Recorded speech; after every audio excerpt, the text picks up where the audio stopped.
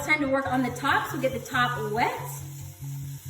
Section out about a 1-inch section right in the middle of the head. Pull this straight up and decide how long you want it. Make your first cut, and then you're going to match this whole middle section to that first cut. That's where I've cut previously, and that's where I match it. Keep going back this whole middle section. A little trick that will help make your haircut look very professional is to pull the bangs out at a unicorn angle and take any little long straggler hairs that might have been missed. The top is done, the sides are done. Now essentially what we need to do is blend seamlessly this short part into the long part. I'm going to put the comb in the hair, and as soon as that long hair comes out, that's what I'm going to cut with my clippers.